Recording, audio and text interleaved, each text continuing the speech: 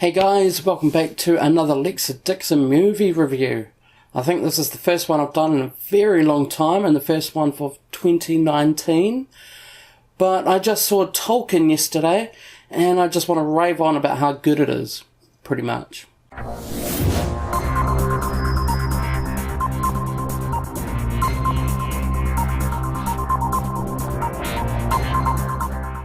So directed by Dom Karukowski, it stars Nicholas Hoult as the title character of Tolkien. Did I get cast in Tolkien? That was great. Yeah, the audition process for one of the best authors of all time. The audition process was a bit weird. Well, it wasn't actually, it was really easy. Considering how great the role is, it was. But we just finished shooting The Favourite, and Fox Searchlight made that movie, and they were making Tolkien as well. So it's something whereby I knew them, and they were happy with the work I'd done on that film, so they kind of said, we're making this film, we'd like you to meet the director, Domain, and have a chat with him about it. And I was a bit unsure, to be honest, because I did a film about J.D. Salinger a couple of years before that. So I didn't want to be, the guy who just plays all the authors. But then I sat down with him and learned kind of a little bit about Tolkien's life. And also Domain's Finnish, and a lot of Tolkien's inspiration comes from Finnish mythology and things, and he had such an understanding of language and what this story was about in terms of love and friendship and what the power of art, that I was like, oh, this is a film that I really want to be a part of. So yeah, I didn't actually have to audition, we just kind of had a chat about it, and he liked what he'd seen me in previously, so offered me the role. And his beloved wife is played by Lily Collins. So I don't want to give too much away, but Tolkien basically follows the story of young J.R.R. Tolkien, the author of The Lord of the Rings and The Hobbit. Follows Tolkien from his early days when it was him and his brother, and it was his mum, and they were moving to England. Shortly after moving to England, the mother passes away. So it's left with the two brothers, and they have to go into an orphanage. While in the orphanage, Tolkien first meets Edith, and she's playing on the piano for a foster mum, or orphan mum, or however you say, I don't know, but foster mum. So the story sort of shows how school was, and how he got through school, and how smart he was, and the languages he started to develop at a young age, along with the characters and sketches and drawings that he first produced when he was young. From the start of the movie, we keep flashing back to the war. You may or may not know Tolkien quite well, like some of us, but yes, Tolkien served in the war. So it was sort of showing his mission from where he was, trying to get to the battlefront to see if his friend's there and to save him. So it goes back and back to the childhood, and then goes back to the war, and then goes back to there, back to there, back to there. So here we are, we've got Tolkien, he's in school, some things happen, like I said, I don't want to say too much, and he's introduced to some lifelong friends. So their hangout is the Barrows Coffee House. That was kind of cool, because Barrows is from Lord of the Rings. So yeah, that was pretty neat.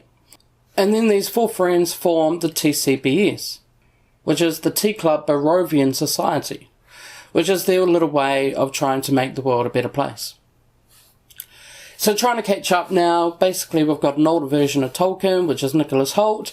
He's getting more and more into his, papers and whatnot. He's still under the legal guardianship of a priest because he's not 21. So he starts fancying Edith a little bit more, and they start skipping out of the house and going on dates, and it's a pretty fun story. So Tolkien applies for Oxford. I think the first time he got rejected, and the second time he got through. And then he goes to Oxford. While at Oxford, his grades aren't doing too well. He's in the classes that he shouldn't be in. And he basically ends up finding another class to go in and trying to, get a scholarship and all that kind of stuff from that class, which is a class about languages. Because, as we all know, Tolkien was quite fluent in languages and also making other languages himself. So we find out what it meant to him to create different languages and how he went around doing this and whatnot. But at the same time, he receives a letter from Edith saying that she's engaged and about to get married. This sets him off. he's not in a good place, as you can imagine. I mean, if it happened to me, like with my partner Danielle, if I was in another city doing studies and I got a letter from her saying that she's engaged to another man, I probably wouldn't take that well. I'd be really upset and distraught. But anyways, trying to get this story condensed as much as I can without telling you guys too much. So basically there's a whole thing that comes out, England's going to war. So Tolkien ends up going to war with his 3 friends from the TCBS. But before he boards the ship, Edith turns up. They have a moment of declaring love for each other, yada yada yada, kiss kiss, hug hug. And Edith says to Tolkien, you better come back to me. You better come back to me. So then we're basically thrown back into the war story once again. And we find out what's going on and whatnot. And he's trying to look for his friend and having no luck. It starts fading out and then we wake up to a hospital. And that's where Tolkien's lying in a bed with trench sickness.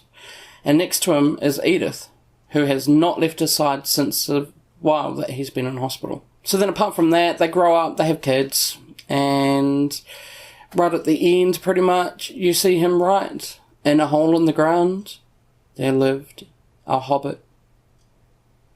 And just in that moment, I felt all these emotions, and I even had a tear go down my eye. Tolkien was such a beautiful, beautiful story.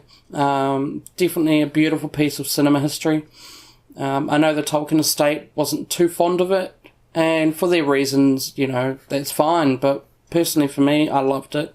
It was a good eye-opener of understanding Tolkien, and kind of the cool thing about the film was there were moments in the film, as you can imagine, that kind of made you think, oh, that might have been the motivation for this in the Lord of the Rings series, and, that's where this came from that, from the Lord of the Rings series, and, it all started from when his mum was reading him a story about dragon and gold and whatnot, and seeing this, light lantern just circulating his room.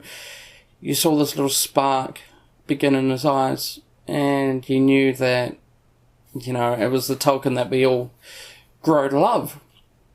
So, yeah, like I said, all in all, it was amazing. The acting was amazing. Definitely keen to see it again.